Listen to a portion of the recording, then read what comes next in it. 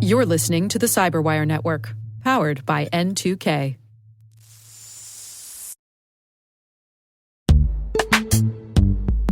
This episode is brought to you by Palo Alto Networks, the leader in cybersecurity. As AI-driven attacks increase, organizations can't afford to have network security that's stuck in the past. Discover how Palo Alto Networks can help you predict what's coming and proactively secure against it with a zero-trust, AI-powered network security platform built to secure whatever, whenever, wherever. To learn more, visit paloaltonetworks.com/network security platform.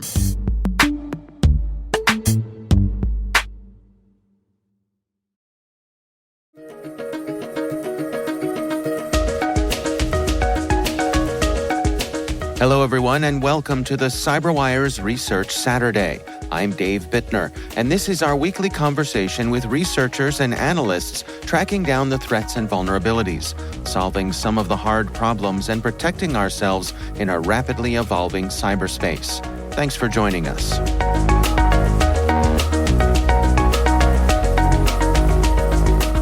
We're diving into this because we were interested in getting more familiar with the SonicWall next generation firewall platform, SonicOS. It's been the subject of a lot of vulnerabilities in the past, and we wanted to be prepared to be able to research in the platform, whenever anything new came out. That's Jon Williams, Senior Security Engineer at Bishop Fox. The research we're discussing today is titled SonicWall Firewalls Are Publicly Exploitable.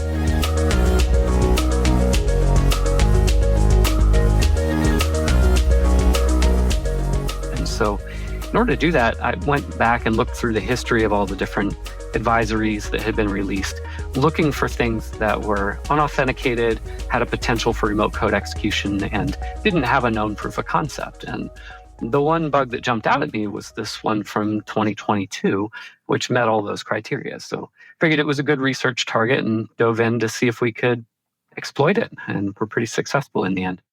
Now, looking through your research here, I guess there was some stuff from the folks over at Watchtower Labs that originally caught your eye? Mm-hmm. Yeah, just a couple months back, Watchtower put out a blog post detailing how they found a whole raft of new vulnerabilities in it. They all required authentication, which was less interesting to us. And, so I wanted to see what we could find that might not require authentication. Well, let's walk through this together. I mean, how do you get your start when you're digging into something like this? And what's the process like? Well, in a case like this, where we had very little to go on in terms of understanding the nature of the bug, SonicWall's advisory was pretty terse. We knew that it affected the web management interface, but didn't have much background knowledge beyond that. So the typical approach for something like that is to start with patch diffing, right? We acquire software before and after the patch. We extract the files that are relevant for the bug. We analyze them using Ghidra or some other engine like that to decompile the code. And then we compare the code and see if we can identify what has changed, and of those changed functions, which one is relevant to the bug we're trying to exploit.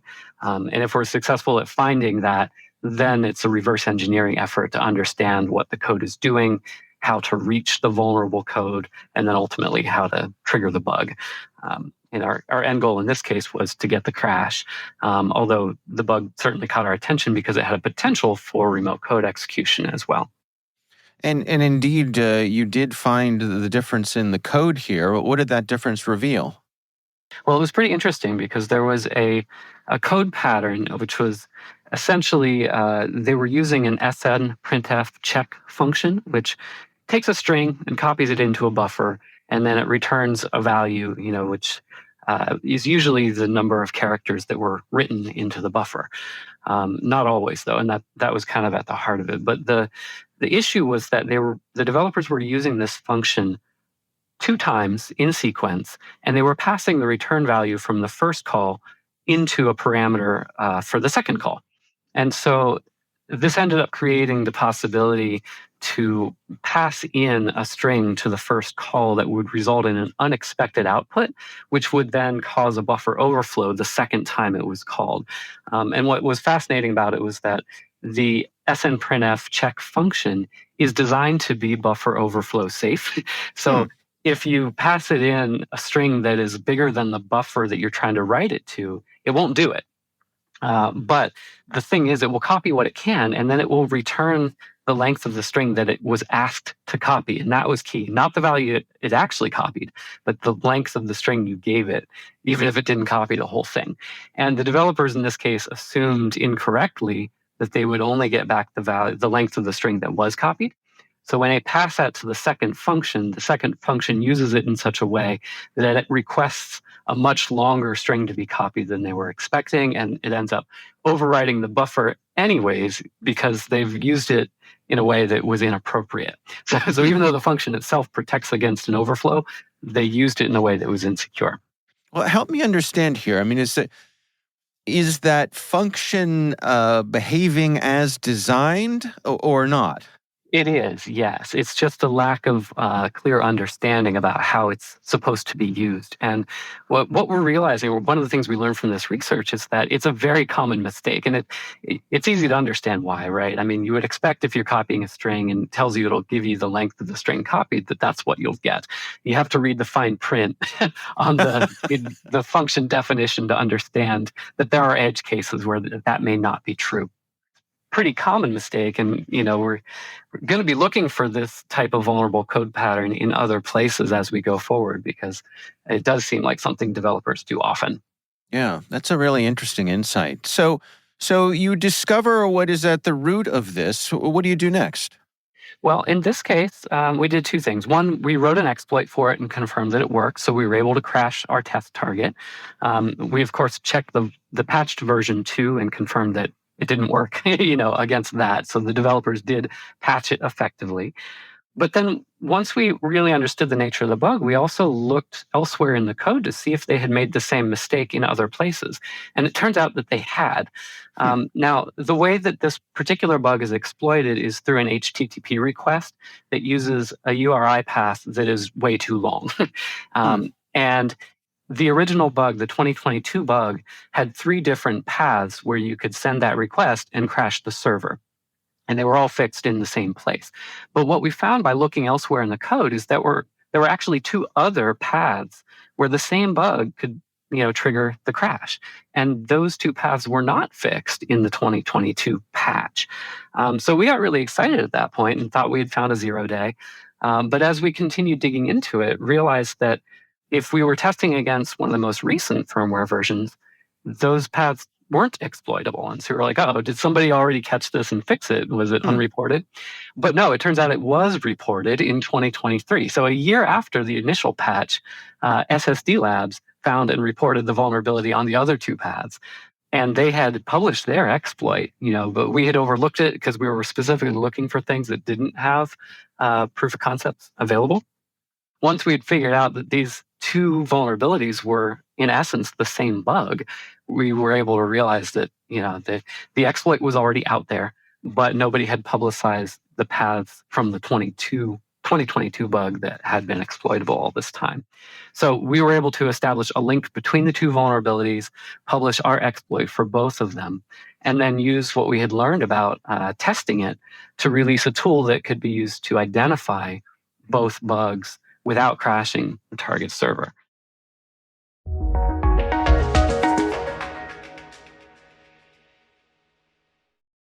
The start of the year is a great time to take that next step in your education, career, and beyond.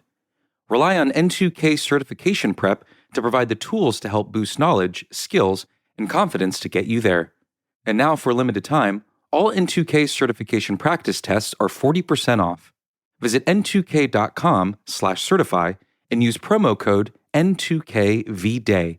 That's N2KVDAY to save 40% on your purchase.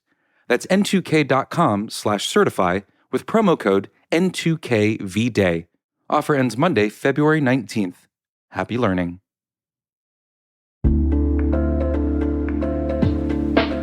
And now a word from our sponsor, 6sense. 6sense provides award-winning cloud-based automated endpoint and vulnerability management solutions to streamline IT and security operations. With its advanced platform, businesses gain complete visibility and control over their infrastructure, reducing IT and security risks and optimizing operational efficiency. With 6sense, you'll get real-time alerts, risk-based vulnerability prioritization and remediations, and an intuitive automation and orchestration engine so you can focus on your core business goals, confident in the knowledge that your enterprise is secure, compliant, and running smoothly. Visit 6sense.com to learn why enterprises choose them.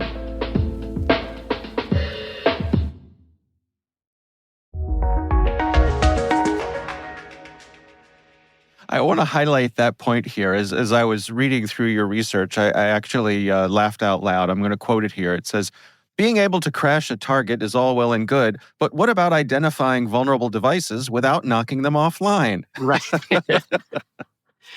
Well, that's the thing. I mean, it's great to be able to exploit something, but if you have a customer base who's relying on you to help secure their infrastructure, you need to be able to give them proof that they're vulnerable without causing an impact yourself. And Right. so, having dug into the bug as deep as we had, we found a way where we could actually exploit part of it, just enough to know whether or not it was hitting the vulnerable code, but not actually go so far as to cause the crash. And take us through that. I mean, what went into developing that? It was a long time of staring at the code, trying to understand what on earth was happening. But what it came down to, it was that the two snprintf check functions that were being called essentially had the end result of copying the HTTP request string into a buffer in two parts, right? So with any HTTP request, there are three pieces. There's the HTTP request method, which is like get, post, put, delete, The second part of it is the URI path, which starts with a slash, tells you where you're sending the request to, and then it may also have query parameters. And then the third part of that string is an HTTP version, which is 1.0, 1.1, 2.0. It's really short. These two functions were copying the second two pieces of that request. So the first function copied the request path into the buffer. And then the second part copied the HTTP version into the same buffer. And this is where it ended up being problematic, because the return value from the first function call would be used as an offset into the buffer where they were going to write the second part. And so if you ended up getting a much larger return value than you expected, it would advance that pointer out of your buffer and somewhere else on the stack. So that was the first part of the problem. The second part was that when it copied the HTTP version, it was using the input from the previous function to determine the length, like how many characters it should copy. And so again, if you got the wrong version, or if you got the wrong length back, it would actually underflow and it would copy a huge amount from your input, and when it should just be a few characters for that HTTP version. And so the difference there is that by changing the length of the URI path that you're sending in your request, you can trigger the first part of it, which is getting a return value that's too big. And by sending an HTTP version in your request that's too long, then you can copy data into the buffer, when it overflows. But if you only do the first part of that, then it doesn't crash. But it will trigger the patch protection that they added. And the result of triggering their patch protection is that the request just gets dropped. So you don't get a response from the server at all. So by sending a request that has a URI path that's too long, but not an HTTP version that's too long, and then looking at the response you get back from the server, you can tell whether or not it's been patched. And you all set about doing this. I mean, you went out and were set out to find out how many devices out there were potentially vulnerable, and you came up with some interesting results. Yeah, well, once we had that safe test and we were confident that we could interrogate different servers without causing any negative impacts, it occurred to us to scan the internet. How bad is this really? Of course, we notified our customers first, but then we did some research. We went to Binary Edge to build a target set because these firewalls aren't hard to identify online. They have a server response header that uniquely identifies them. So if they're exposed to the internet, Binary Edge will pick them up. And then we did some filtering to make sure that our target set was accurate and the targets were actually reachable online. So we had a final set of about just over 230,000 of these exposed devices that we were testing.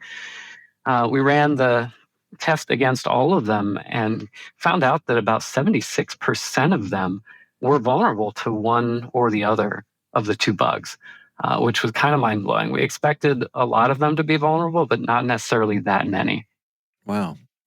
What has SonicWall's response been to your work? Well, we gave them a heads up before publishing our research, but this was a case where we didn't really need to do a full responsible disclosure because both bugs were already published. We weren't really exposing anything that was unknown. All we were doing was establishing a link between these two vulnerabilities. So we did give them a heads up, but we didn't have to do a full disclosure. They acknowledged and just wanted to know some more details about it. But from their end, at least as far as I'm concerned, there really isn't much more they can do. I mean, they put out patches for these bugs 2 years and then almost 1 year ago for the latter one. So really, at this point, it's just on the consumers to upgrade their devices. That's the real problem here. SonicWall has mostly done their due diligence at addressing this already. What happens if you use this procedure to crash a device? What does the recovery look like? Well, typically when you crash a SonicWall device, it has a watchdog. It'll just reboot it, and that takes a couple minutes, so you'll knock it offline briefly. But what I found in my testing was that, at least in its default configuration, if you do this 3 times within a brief period of time, like within, I don't know exactly what it is, 10 or 15 minutes maybe, it'll reboot into maintenance mode. And so it'll be completely inaccessible until an administrator comes in and resets the device. So that could be potentially catastrophic, depending on what the firewall's role is, who is deploying it for what purpose. If you have the ability to completely knock it offline, it could cause some real serious interference. So what are your recommendations then? I mean, what should folks do to best protect themselves here? Well, there are 2 things that they can do to mitigate it. The obvious one is to patch. If you install the upgrade, you're fine. You're protected. But of course, in enterprise environments, sometimes there are reasons why that's difficult to do. The other mitigation step, of course, is to remove the web management interface from public access. Honestly, the fact that there are 230,000 plus of these exposed on the internet is a problem in itself. The web management interface should not be publicly accessible. It should be only accessible to administrators, either on an internal network or through a VPN or some type of secure connection. The best protection, of course, is to do both things. Take it off the public internet and make sure it's patched, and that way it just won't be exploitable at all. But one or the other is good enough. Does the system default to having that interface accessible to the web? So it is a web-based interface, but by default, it only exposes it on the internal network, the LAN, not the WAN. So yeah, it all comes down to how you configure it as an administrator.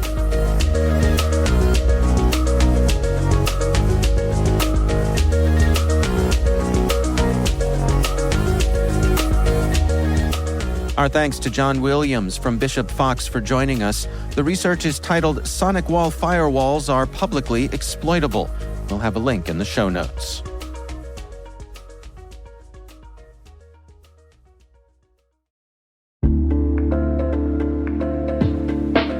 And now, a word from our sponsor, SpyCloud, the cybercrime analytics leader.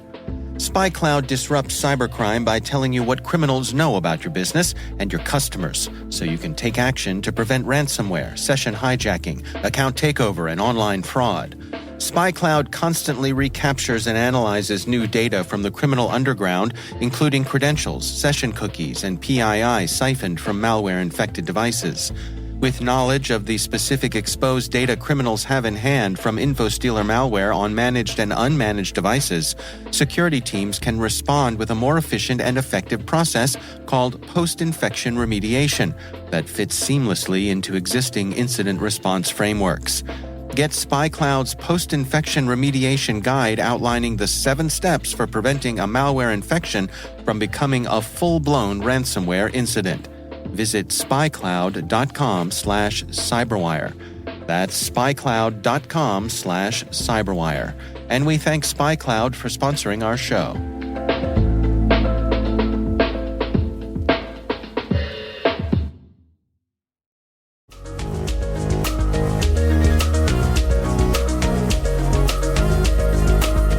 The CyberWire Research Saturday podcast is a production of N2K Networks. N2K Strategic Workforce Intelligence optimizes the value of your biggest investment, your people. We make you smarter about your team while making your team smarter. Learn more at n2k.com. This episode was produced by Liz Stokes. Our mixer is Elliot Peltzman. Our executive producers are Jennifer Iben and Brandon Karpf. Our executive editor is Peter Kilpie. I'm Dave Bittner. Thanks for listening.